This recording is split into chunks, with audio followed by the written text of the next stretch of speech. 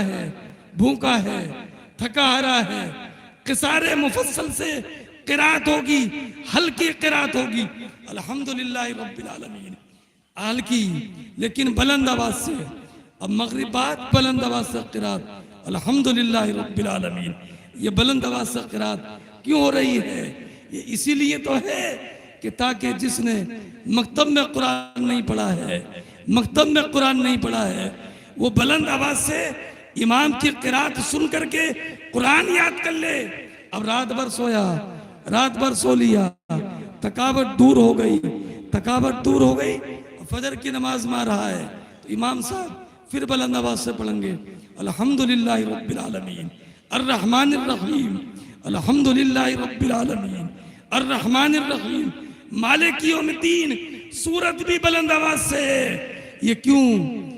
ये इसीलिए तो है ताकि जिसकी कुरान याद नहीं है, बुलंद आवाज से किरात हो रही है कि जिसकी कुरान याद नहीं है वो इमाम साहब की आवाज से कुरान सुन करके कुरान याद कर ले।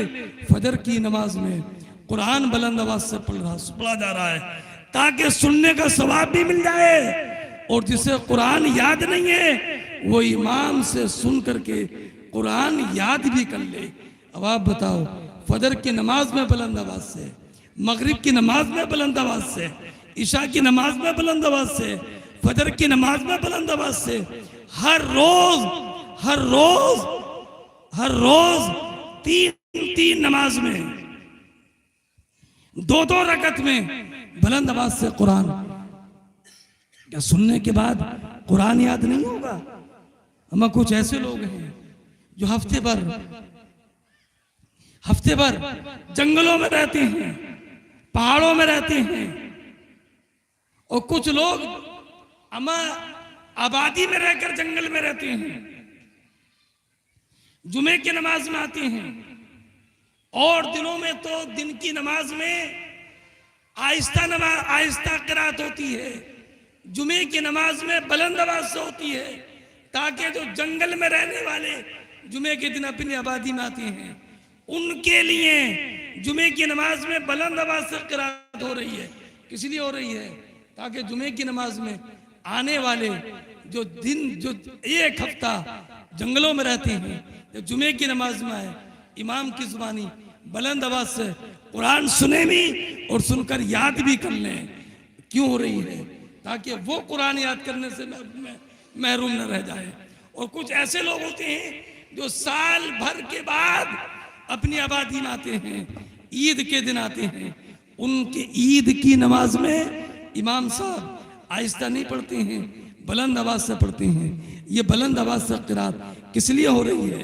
इसीलिए तो हो रही है ईद की नमाज में किरात बुलंद आवाज से, ताकि बुलंद आवाज से किरात ईद की नमाज में सुनकर कुरान करीम याद कर लें, और कुरान करीम याद करने के बाद जब घर में रहें तो कुरान पढ़ें, जंगलों में रहें तो कुरान पढ़ें, हम सहरा में रहें तो कुरान पढ़ें, रास्ते में चलें तो कुरान पढ़ें, सहरा में हो तो कुरान पढ़ें, दुकान में रहें तो कुरान पढ़ें, चलें तो कुरान पढ़ें। कुरान पढ़ें तो ये दिल वीरान न रहे। हुजूर नबी करीम ने इरशाद, वो कुरान, वो सीना जिसमें कुरान ना हो वो वीराने की तरह है, वो सीना जिसमें कुरान ना हो वो वीराने की तरह है।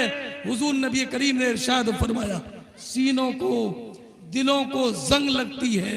साहबे किराम ने अर्ज किया, या रसूल अल्लाह, सीनों, जब रसूलुल्लाह ने इरशाद फरमाया, ऐ लोगों, दिलों को जंग लगती है जैसे लोहे को जंग लगती है। साहबे किराम ने अर्ज की, या रसूल अल्लाह, जब लोहे को जंग लगती है तो उसकी जंग तो आग से दूर हो जाती है, दिलों को जंग लगे तो कैसे दूर की जाए?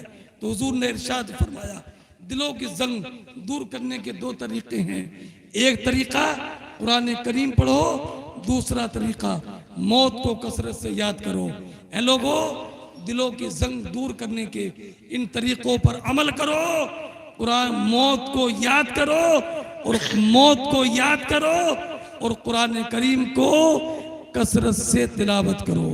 अल्लाह तबारक व तआला मदरसा हबीबिया इस्लामिया को और तरक्की अता फरमाए, और फारिगीन की इस दस्तार को मुबारक फरमाए। अस्सलामु अलैकुम।